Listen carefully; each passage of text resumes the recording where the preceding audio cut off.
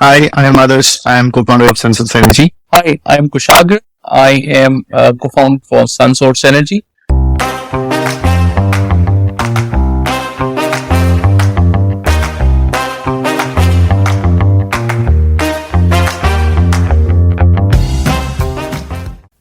You might think that transitioning to an electric vehicle is a great way to fight climate change. But the truth is that most of the grid electricity that you use to charge your EV comes by burning fossil fuels and coal. As of now, the best way to fight climate change remains switching power generation to more renewable ways like solar energy. Leading the charge in the space of solar energy generation is the startup SunSource Energy, and your host Akshay Dutt talks with its founders Kushagra Nandan and Adarsh Das in this episode. Kushagra and Adarsh had both been working with global energy companies when they decided to take the plunge into entrepreneurship more than a decade ago. In this conversation, they talk about their journey of building SunSource through a sustainable path of generating revenues and about the vision they are chasing to fight climate change at scale. Listen on and subscribe to the Founder Thesis podcast on any audio app to learn how to scale your startup sustainably.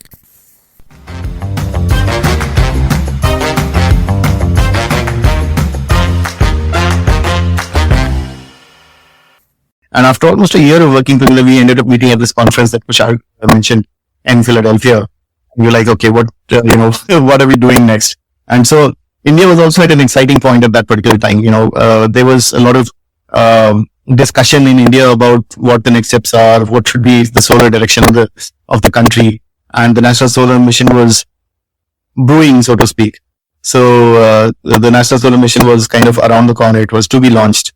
And so all things said and done, we both started chatting about it, and the ideas kept taking shape over phone calls and discussions and some analysis that we used to do together on the phone. And we had stayed in touch over the years, once in a year or once in 2 years, the Diwali calls and stuff like that. We used to stay in touch, but it really started developing in 2009 or so, 2008, 2009, towards 2009 actually, I would say. It's a fairly big decision for you to leave a well-paying job in the US where you're earning in dollars, go to India, start something. There is no VC ecosystem in India at that time, because you're talking of 2010. Maybe just like you could count on your fingers how many investments were put by VCs till then. So, what was the plan of attack? Did you think that, okay, there is an opportunity here and I'm confident we can build a business? So there were a few things which were clear to us. Okay, we knew that there was an opportunity in like a strong economic opportunity in the commercial and industrial space, and that is something that we really liked, because at the time there was a lot of top-up subsidy in India.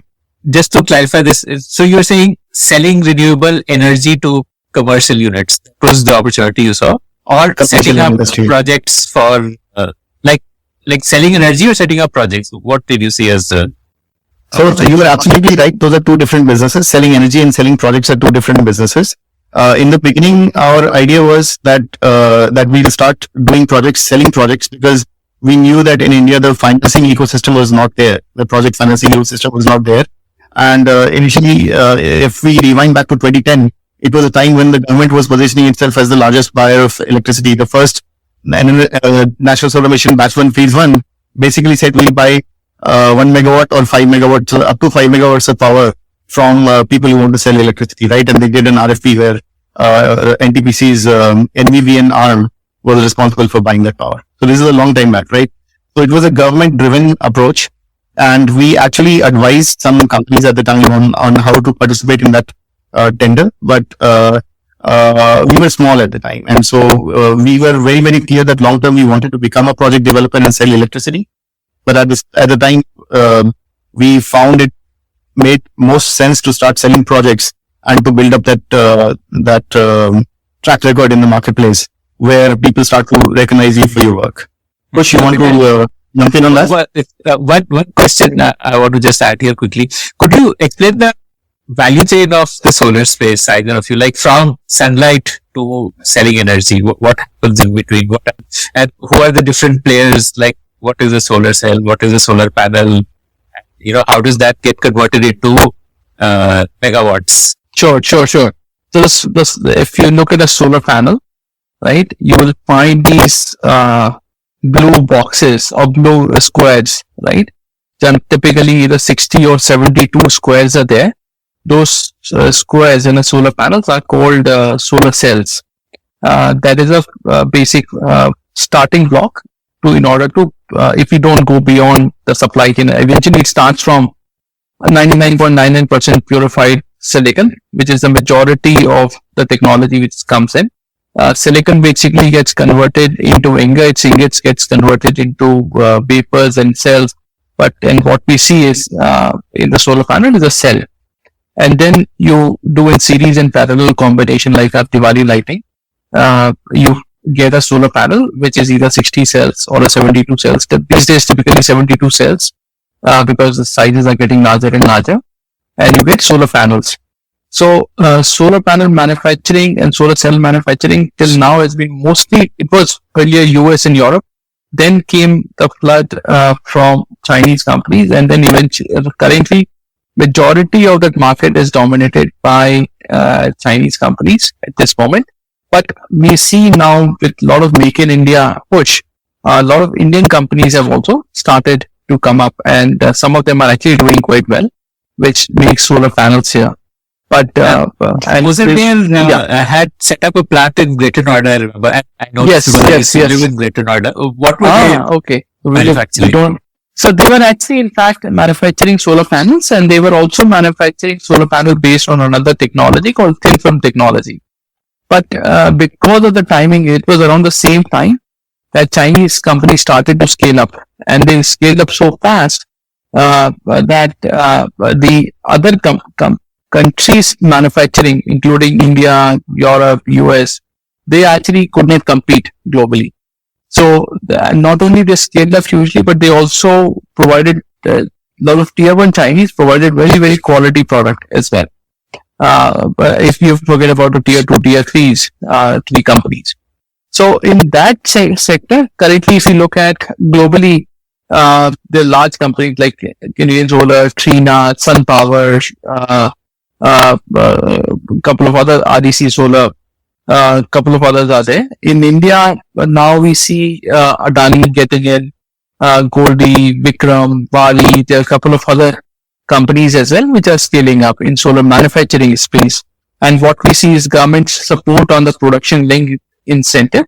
We see that more and more manufacturing coming in. In fact, since last year, we see a lot of international companies are also putting plants in India to scale up manufacturing, so they can not only sell it in India but also export out of India. So and once you have solar manufacture cells and panels both, or like are cells imported and panels in India, majority of the manufacturing is solar panels. So basically assembly, right? And there is some capacity on solar cells, but with the government's push on PLI or production link incentive schemes, so the cell manufacturing is starting to kick in India. So so what we see is that is gonna another new frontier which is gonna scale up in the country. But thing to keep in mind is solar panel produces power in DC electricity. So we use in our house or our office is AC electricity, right? So you have to and you have to do a combination of couple of solar panels in series and parallel combination and bring it to inverter. It's also called a solar inverter, which converts from DC electricity to AC electricity. And then you can scale it up at 33 kV, 66 kV, or whatever voltage you want, using transformers and connect to substation. So the beauty about solar is it can be as small as possible. If you can just install a few panels on top of a rooftop, at a residential rooftop, and you can do large farms where you can power the entire city. Right, and then you can do a lot of permutation combination. You can do a hybrid with storage. You can do a hybrid with wind, pump storage, right? So it is very, very adoptable technology in that sense. So tell me about your go-to market, your first project that you got. How big was the project? How did you get it? Boni kaise hui, to use Hindi. अरे बोनी तो मेरे ख्याल से हमारा आदेश कितना 7 लाख रुपए का project था या कितने और 7 or 8 lakh rupees.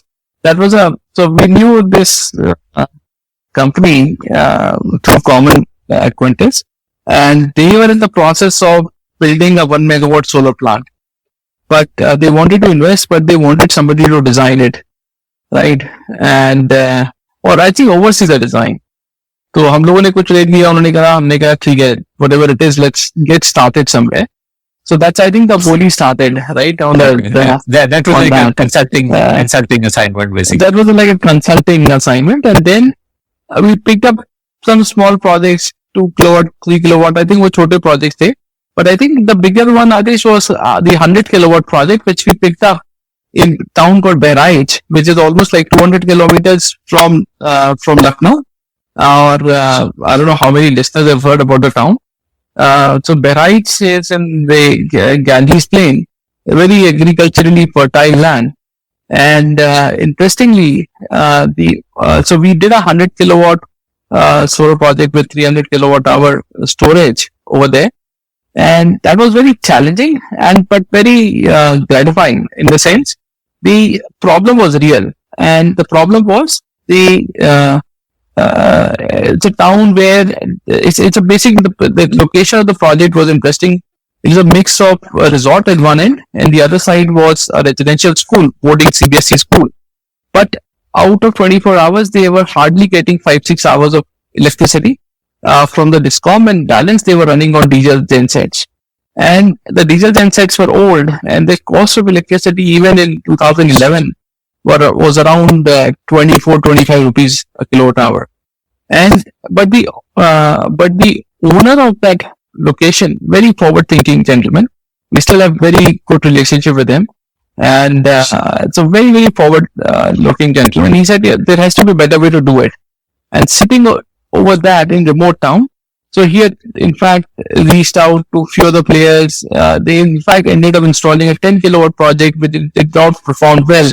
But he realized somebody should have been doing it better, because he realized that the technology works, but the implementation and the thought process around is not right.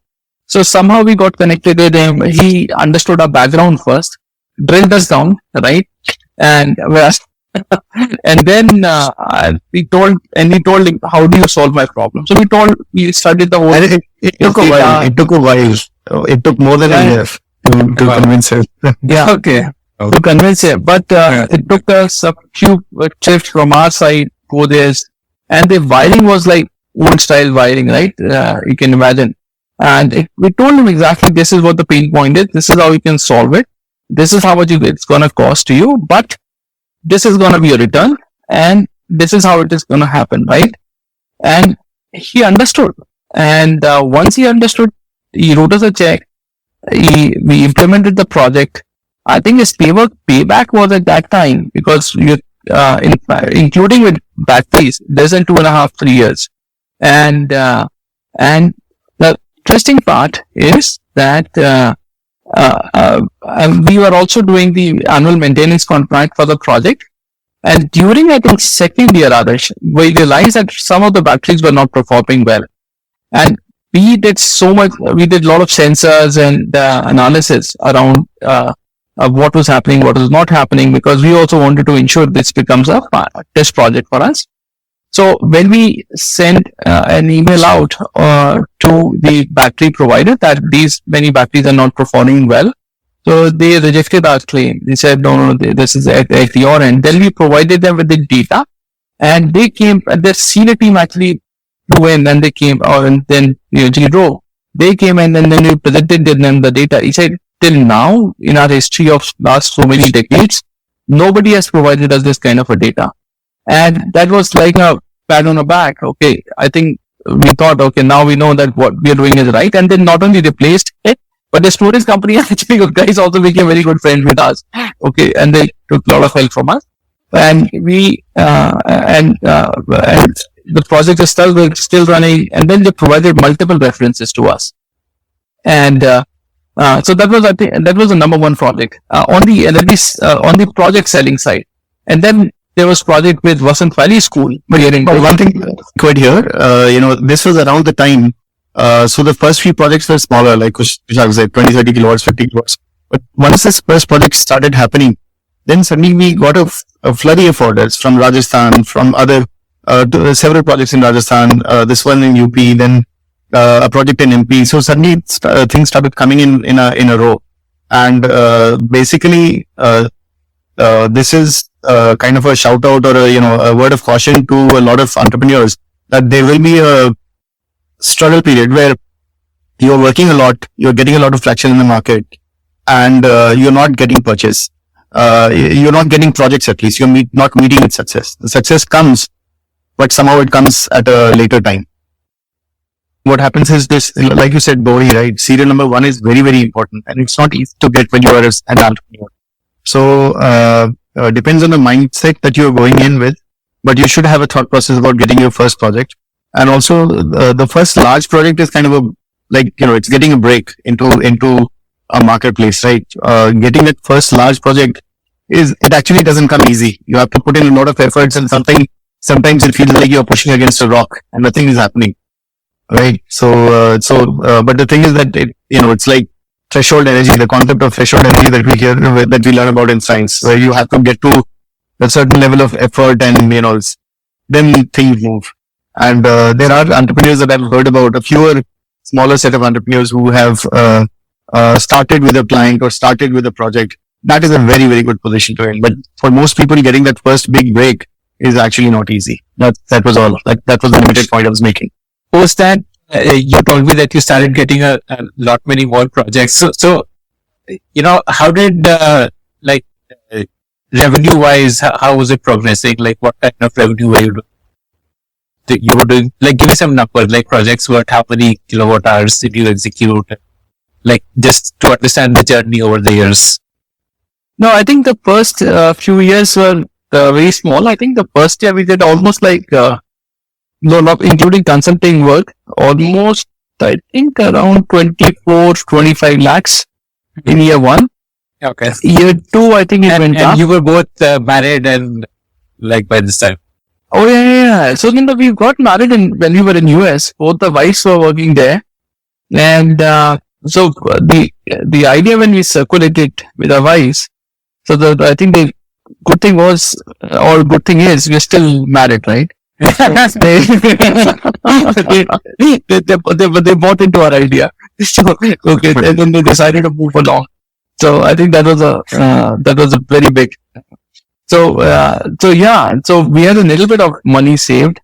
I didn't took any external capital, and because coming from middle class background, so we paid our student rates. Thought about in the initial years of your work, the salaries are also less. So we saved a little bit, and we brought that money. We thought it was a lot of money when we thought, but the money runs out very fast, right? So, and we started a small team, and I remember. So first year it was less. Then I think in year 2 or year 3 went up to like 1 crore, and then it started moving very quickly. Then we went to, I think, 15-16 crores and 25 crores. So, and then by when were you 25 crores? I think in year 4 or year 5. So 15 years. Yeah. So I think around that time frame. Then we crossed 50 crores after that. Then, right. So, but this has, so far till 15-16 has been project management. So we eventually went into projects, right? Because a couple of things happened. We thought that the project financing for commercial industrial solar projects will start kicking in quick in India, but it took a while, and it required a lot of policy push. So we did a lot of work on that front, worked with World Bank, with banking institutions, with IRIDA, with few other institutions that to help them understand what the challenge is. And if they do it, the sector will open up tremendously, and it will open up the whole ecosystem, right? And and by the time the project started, financing became possible in the country was around 2016, 2017, more like 2017, early 2018.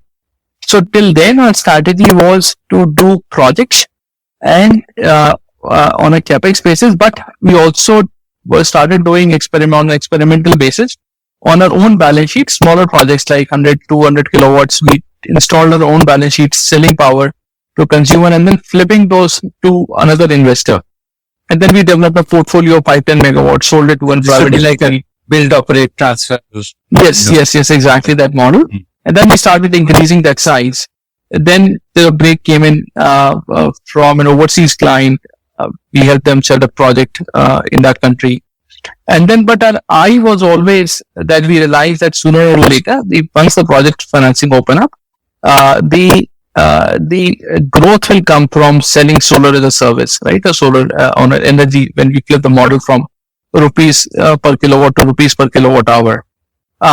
So what is the difference? Rupees the per difference kilowatt? is rupees per kilowatt when you go and buy a whole project and install on your own capital.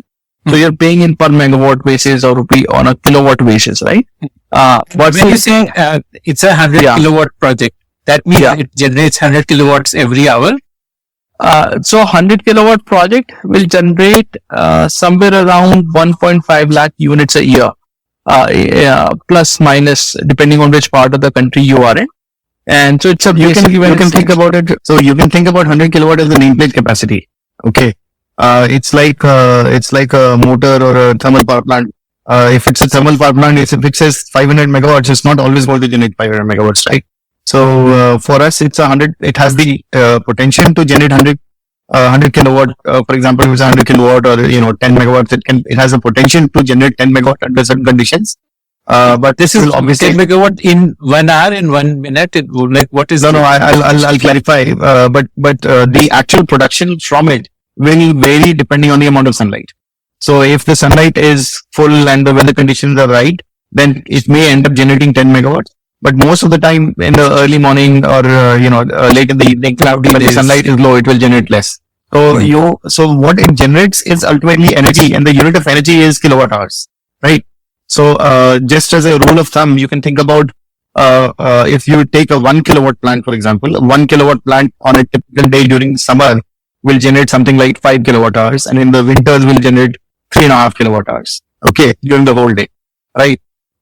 As opposed to, something like, if it was working round the clock and the sun was shining 24 hours, it would generate 24 kilowatt hours. But instead of 24, it's generating 5 or 6 on a good day, on an average, right? In the summers. So that's kind of how you can think about it. An annual average, for a particular day, daily average would be something like 4 kilowatt hours. If you want to take a generalized average for India. Right, 1 kilowatt will generate 4 kilowatt hours a day. That's kind of one way to think about it. But the product is these kilowatt hours. These are the same kilowatt hours, by the way, that you use at home.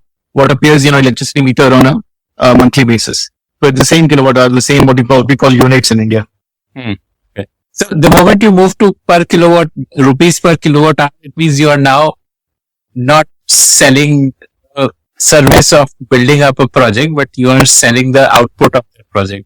That is correct. Yes. That is the original question you asked, right? Did you sell projects or did you sell energy? So when you're talking about rupees per watt, that's the capital cost. That's the cost of the project. When you talk about rupees per kilowatt hour, that's the product. That's the electricity that we sell. Same thing. So it's a very fungible thing. Is it more profitable to sell energy than to sell the setting up of that service of setting up? I would rather say actually that, if, for example, if you look any market, let's say our automobile market, right? If you take out financing from that market, right? So market may shrink by maybe 80% or maybe even higher by 90%, right? But if you introduce financing to automobile market or even a cell phone market, right? The numbers jump up.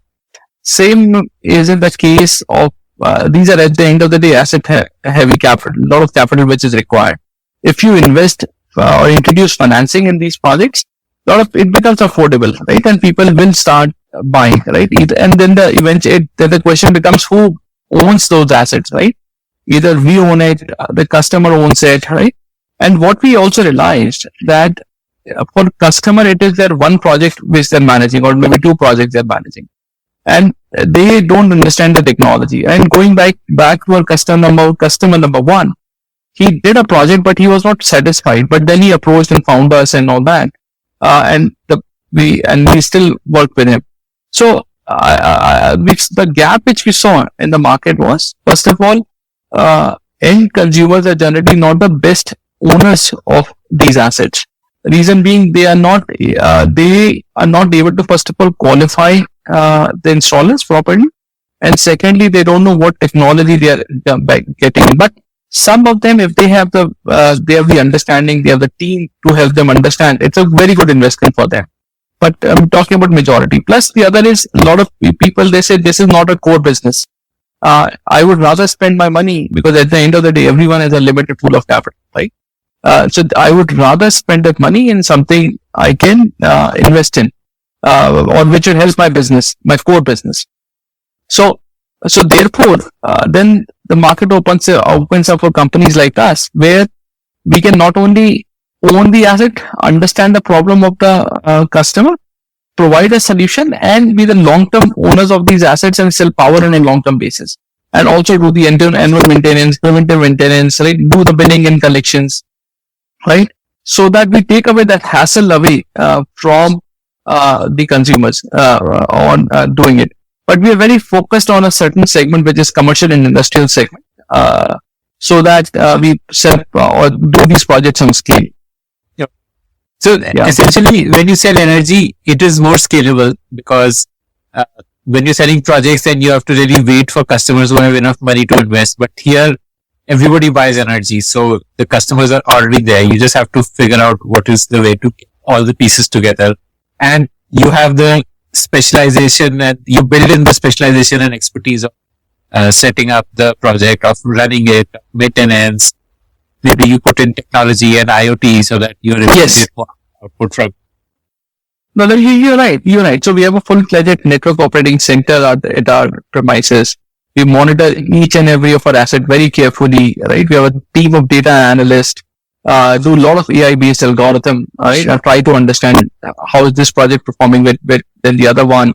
What are the underperformance issues? What are the other key issues which can help us drive more juice out of the system? The other thing is with the policies opening up in multiple states, because at the end of the day, energy is a concurrent subject, both central as well as state government define it. So there's a concept called open access, where we can co-locate multiple companies within the same state, although now option has started to come up for interstate as well. But ideally, you can co-locate multiple companies in a single farm, where you can install large solar farm. And let's say if you do a 50 megawatt solar farm, and you have 10 customers, 5 megawatt each, right? And you can provide a common infra to them, bring the power or energy generated from the farm, do a transmission line to a local substation, and then do a respective metering at each of those clients, and use a grid infrastructure. So, and sell power to them, which is still up to 50% cheaper than what they're currently buying from the grid. So that actually also helps co-locate a much larger farm, manage it, and we probably are much more efficient if they do it themselves, because they're doing it only for themselves, right? So we bring those scalability into the whole ecosystem. So that actually helps us to help us client to basically bring down that energy cost and take that hassle away. And in addition to, we keep on doing a rooftop projects, which are done on premises. Okay, so rooftop is captive basically for mostly on site. Yes. The solar farm is where you are putting that energy into the grid, and the customer is also connected to the grid, and you are able to. It's called wheeling. It's called, you wheel electricity from our site to the customer site, and you pay for the cost of the cost and the losses involved in pushing power from point A to point B. Okay, because the grid doesn't transmit 100% of what you upload to the grid. Correct. So part of it is lost, and you also have to pay for utilizing the electricity grid. In fact, that is why it's called open access. Basically, it's a provision in the constitution which allows the electricity grid, which is a huge public good, if you will, right? So the public good to be available for people for utilization at a cost. So providing access on an open basis, but for a fee. So that's kind of what open access is. So we are utilizing that service and we are paying for it. Okay. And if the company is consuming more than what you are loading to the grid for that company, then it goes to the DISCOM. Like, or the utility company of that area. So, okay. So I was saying that the electrons which are generated from a solar farm gets distributed within the same area. It's not that the same electrons will kind of basically travel all the way to the client premises. Right. Because And- once it's an electron, then it doesn't have a color. It's not. Yes, green or it doesn't black. have one. Yes. And so there is a concept called energy banking. So what happens is, let's say if the customer is 200 kilometers away, and we do a metering specifically, and then what happens is that every state has this concept called state load dispatch center, SLDC, which basically monitors what are the generating points across the states and what are the distributing points across the state. And then we do a specialized metering at a client premises and on substation premises. On a real-time basis, all the upload of electrons which you are doing are getting monitored by the state authority, and the consumption at the client premises is also monitored. Now, what happens is, let's say if you are generating 1,000 units for that particular client, so and the client requires, let's say, 1,500 units. So the 1,000 units are going to get reflected through our, get net off through our generation. But the 500 balance, he will automatically basically will buy from the grid or from the local discom. Although he is buying 100% from the local discom, but for the 1,000 units which we have produced, the customer will also have to pay distribution as basically billing charges for utilizing banking and wheeling charges for utilizing the state grid. Plus, the other concept is, let's say if you're producing again 1,000 units, but they're utilizing only, let's say, 700. The balance 300 will go into concept called banking. So, and depending on which state you are in, some states allow to bank for 3 months, for some 6 months, some years. So you can basically bank for X number of months your energy and utilize those many kilowatt hours at a later date. It's like a virtual battery. It's an interesting concept. When did you start getting into selling energy? Which year? So we actually, our first client, we had set up way back in 2013 with Vasant Valley School in Delhi. So which was on a rooftop project, which small project we did it on our own balance sheet. Then we flipped it and then we did a couple of others. But as a concept on open access on a field, we started once the policies opened up in last few years. But as from a rooftop project development, we have been doing it for last now multiple years. So when you flip a project, you still do the maintenance and management, and like you told me, you have a command center where you have dashboards and algorithms which help you drive efficiencies. That continues to be with you? So yes, in most of the cases it does, but then there are few owners who says, okay, if they want to do it on their own, so we are flexible on that aspect. But what we see is most of them ask us only to continue, because not only we provide maintenance, we also provide monthly billing services, right? We do joint meter reading, so there's a lot of work which goes in. Any coordination with the local regulatory authorities, any coordination with the OEMs required. So all those services, we provide that. Okay. Yeah. So give me an idea of where you are today. Like what top line are you expecting to close this year at? What percentage of that is from selling energy? What are the sources of that? Like, So we flipped our model. So now we're doing majority of our work is in selling energy. In fact, now we are charting a plan to scale up to 1,000 megawatts of owned assets in another 4 years. So 1,000 megawatts owned assets, probably somewhere around 4,000 to 5,000 crores of investments, which we are targeting to do it in the country. So we are now looking at from perspective of number of megawatts, and so our expectation is by 26-27 we should have around 1,000 megawatts of operating assets across the country. Okay. Yeah. And this will be equity finance or debt finance? Mix both equity and debt included. And what revenue will you be at by 26-27? If you hit this stuff. Around 500 crores, 600 crores, something like that. Amazing. And today, what are you at? Like, what did you close last? Just to understand the growth potential. It is actually about the megawatts, right? It is a cumulative process. For us, it's not like one particular year is that important. It just cumulatively we keep building up megawatts and all, right? So just to give you a sense, we're currently working on about 1,000 megawatts is what Kushagra mentioned. We are currently at around 300 to 400. So we are around 30-40% of our way there in terms of developed projects and so forth, constructed projects and so forth. So that should give you a pretty good idea. But we are a private company, so yeah. Got it. So tell me about, you must have developed a lot of IP to run every aspect of the business, be it setting up a new project, be it maintenance, running, billing and all of that. So, you must have created in-house technologies and some of those IPs. So tell me about that, like the way in which you drive efficiencies for each of these pieces. So the IP lies in the processes, the business processes. Okay.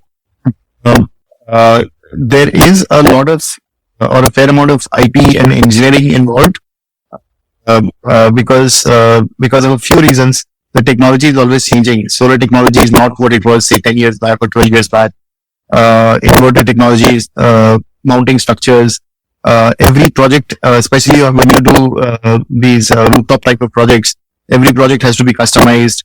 For every large scale project investment that we do, we have to do a lot of iterations of the electricity generation which is expected, the various options and configurations of solar panels and inverters and modules, whether it's a distributed topology, whether it's a centralized topology, and all of these options that we have to go through, and everything has a commercial implication, right?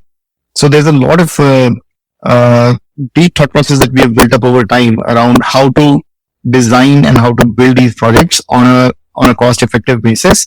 And then once you have, and part of the building is also the business processes around how do you procure in the best possible way, how do you work with subcontractors in the best possible way, really emphasizing the security and the safety part of it, because it's not just going to be our people at site, it's also going to be the contractors. So how do we make sure that all these processes work smoothly? And and you have to help the ecosystem also come up. We have helped the ecosystem come up over a long period of time by supporting people that have worked with us. Companies have worked with us repeatedly over the years, and as well as clients. So we believe in that aspect of supporting the ecosystem and helping develop, right? When we had come in, the ecosystem was entirely different. Now today the system is entirely different. But in terms of the development of the IP, a lot of it has been around design, engineering internally.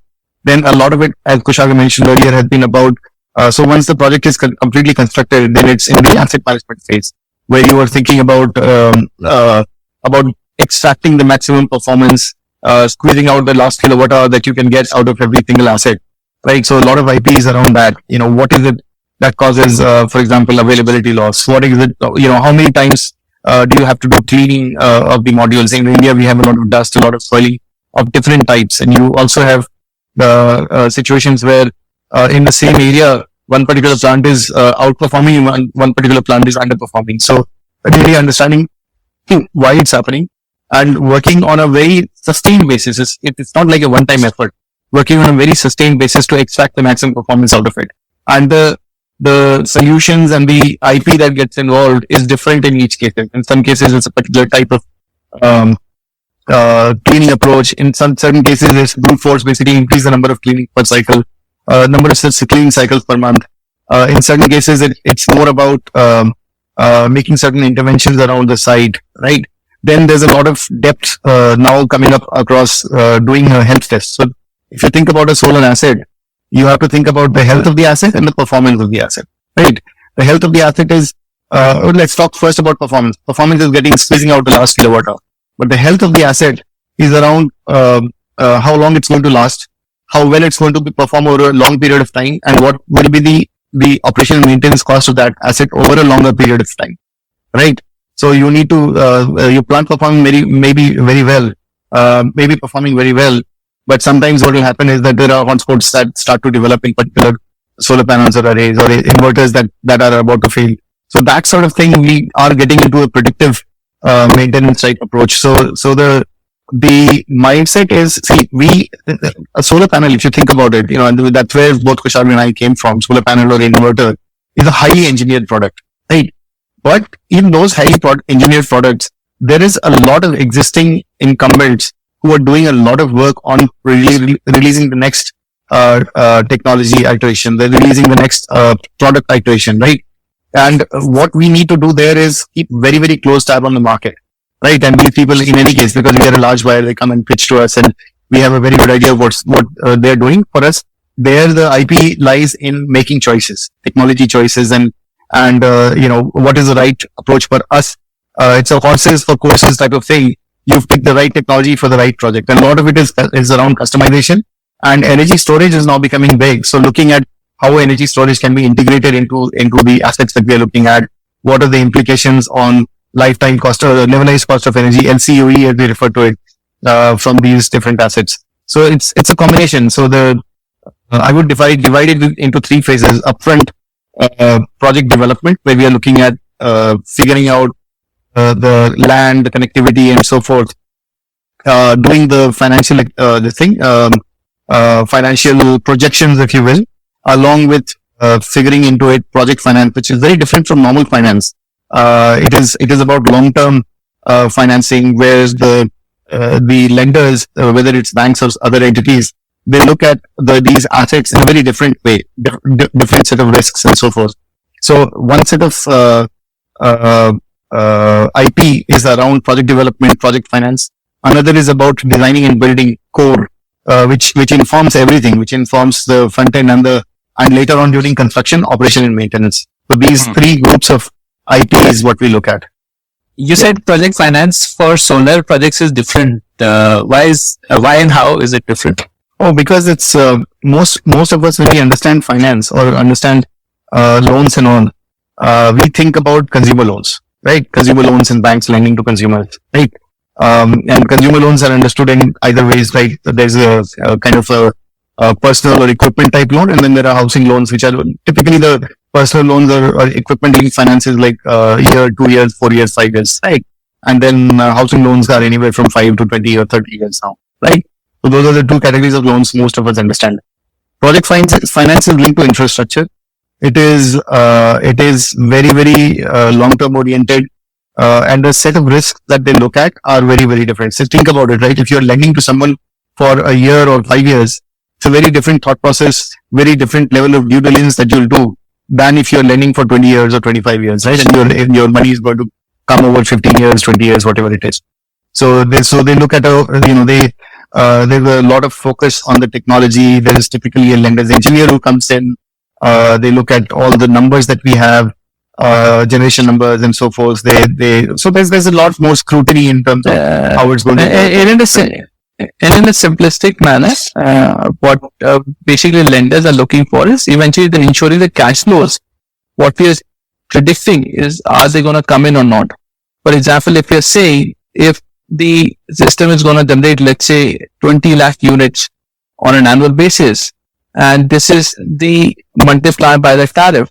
So first of all, they will ensure to validate the tariff, what they're saying is going to be there or not, right? Who is a counterparty, right? Is the counterparty strong or not? Secondly, if they say that it's going to generate, let's say, 20 lakh units on an annual basis, on what basis are they saying? Are they saying, are the equipment, number one, are they installing it right? Is the design they're doing it is right or not? And they have to follow the best practices or not? Because eventually, let's say if you're financing a real estate project, right? So they know this is kind of a rental income which is going to come in, and therefore, this is equity, this is debt, which is I'm providing. If not, I know what is this real estate property is going to sell for. But in this case, not only they're taking bet on the generation value which you're telling, and also the equipment which you're providing for. So in case if the generation does not happen, right, then the sell price will also come down, right? And also if the offtake offtaker is not providing the money on time, so that has also become a very big encumbrance.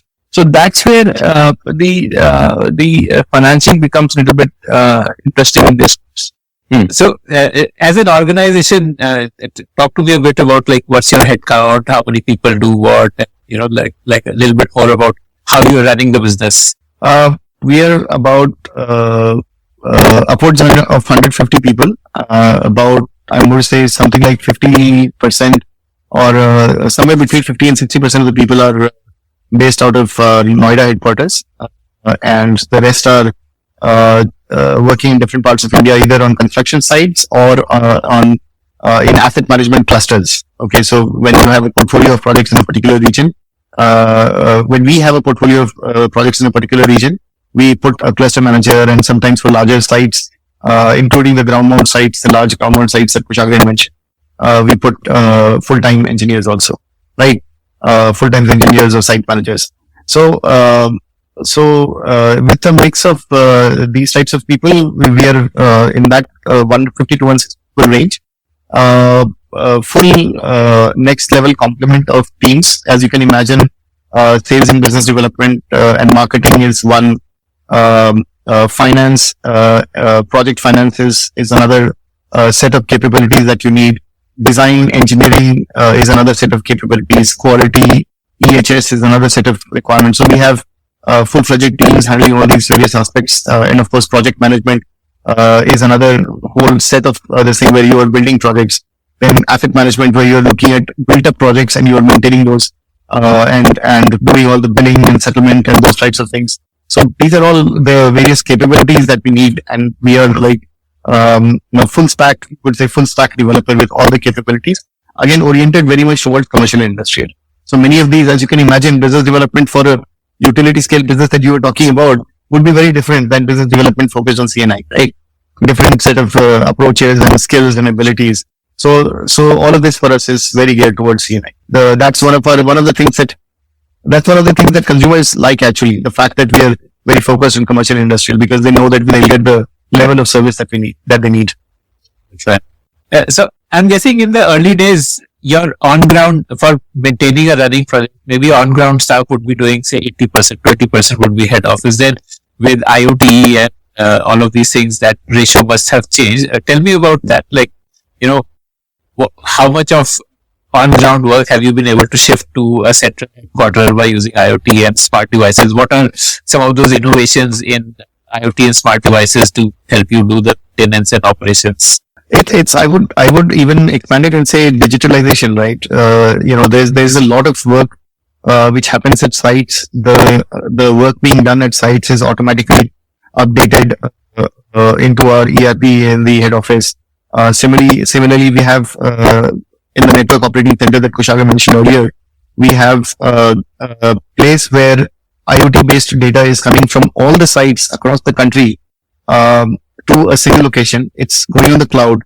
There is a portal in which we have a lot of customized interfaces through which we monitor. So, for example, I mentioned clusters, right? Each of the clusters is given a particular color. All the colors. So there are heat maps with respect to all the respective inverters operating at particular site, and that matrix is continuously being looked at in a slideshow by people who are focused on those clusters. So anything that goes wrong or off, they're able to detect it in a much shorter amount of time. So earlier it used to take much longer in the last portal that we had implemented, and now we have a very, very close grip on the performance of the plants on any given basis of time, in any given period of time.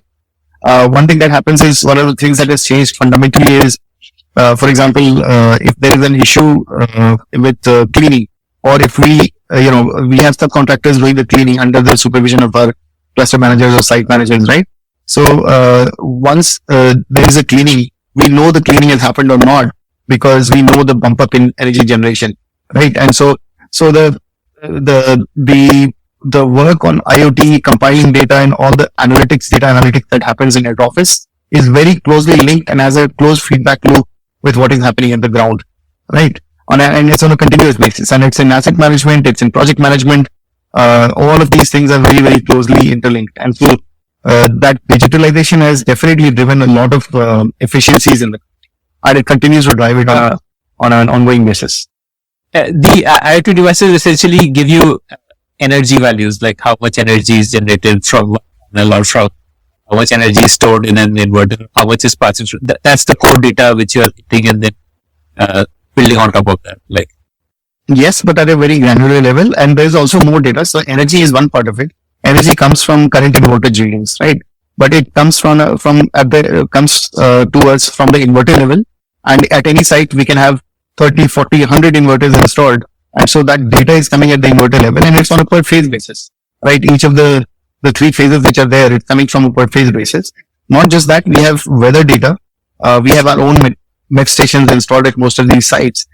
They can be relatively smaller or very elaborate. There are sites where we have put up very elaborate MET stations also. So all of what this is data a is coming. station? Meteorological data. It's for measuring the level of sunshine, ambient temperature, even solar panel temperature, what is happening inside the inverters. All of this data is continuously flowing from these thousands and thousands of data points to our head office, and we are keeping an eye on all of this data, right? So then we also have third-party data coming in from an external agency, where we continuously on a last day basis, what happened till yesterday, we check what our instruments on site are providing and what this third-party source is providing based on satellite-based simulations, and benchmark ourselves as to whether the data we are getting is the right data, and then based on data, are we getting the right generation or not, right? So it's a very, very continuous, very close monitoring type of thing, and this has become possible in the last few years. So, you've had more than a decade of experience as entrepreneurs. And before I come to this question, I wanted to understand your funding now. Initially, you bootstrapped it. Has it been bootstrapped so far, or have you also gone and raised? No. So we bootstrapped it for first almost 8 odd years. Then in 2018, we raised our first round of capital from a fund which was backed by the State Bank of India and the UK government. And then we gave them an exit last year and brought a strategic investor in. So we have a strategic now. But subsequently, you plan to raise equity, or you largely go through debt? So we are doing mix of debt and equity. So equity, so debt we raise at the project level, but at the platform level, we want to raise it. So we are on that. Okay. So you've both been founders for a decade plus now. What is your advice to young aspiring founders? So entrepreneurship is definitely hard, right? We have seen on both sides. We have worked in good companies in the past, helped scale up businesses in the past as well, and then been doing it for last decade plus on our own. Entrepreneurship is surely hard. Mentally, physically, right, is exhausting, but at the same time, it's very gratifying as well. So, and you should see it as from a long-term perspective, not from a short-term perspective, right? And you have to be all in. So there have been instances where I and others left with almost, I think, collectively less than 10,000 rupees. And the next day was a payday. Start calling your customers, right? And your vendors to get some space. But we have seen that, right? And we have, so now here we are. So, but at the same time, we have crossed that step. So, but it is also rewarding at the same time. Again, both mentally and physically. So, you have to be all in, but it is something which is gratifying that you're creating so many jobs, creating a platform, right? You're bringing a whole ecosystem together. And this is the industry we're very passionate about, right? And we love relationship building. We love platform building, right? We understand how things operate on scale. We understand how team building can happen, right? People management part of it. So if you are all in, right, I think our recommendation is go in, and but go in from a long-term perspective, not from a short-term. Yeah. Your motivation has to be right. Why are you doing it? If somebody thinks that it's a quick path to big riches, that's not the way it works, at least for the majority of entrepreneurs. There are a lot of good people we know who didn't succeed in spite of the best efforts and the best qualifications and everything. And so the risk of your company, your entrepreneurial venture not succeeding is always high. You have to be very flexible. You have to your motivation cannot be only money. You have to love what you do also, the content of what you do. You have to be completely committed to the idea. And the thing to realize is that you cannot build a company overnight. Building a company, building a team, building a set of processes, building a set of like a client base or followership among client, all of this doesn't happen over a period, overnight. It takes years and years. So if you're really committed to the thought process, the business, then it's a different approach. And then the whole, that venture based, quick growth, type of thing is a slightly different approach. So, you have to make a choice. Are you there to build a business, or are you there to make a lot of money? And those two work in very, very different ways with a different set of motivations. And that brings us to the end of this conversation. I want to ask you for a favor now. Did you like listening to this show? I'd love to hear your feedback about it. Do you have your own startup ideas? I'd love to hear them. Do you have questions for any of the guests that you heard about in this show? I'd love to get your questions and pass them on to the guests. Write to me at ad@thepodium.in. That's ad@thepodium.in.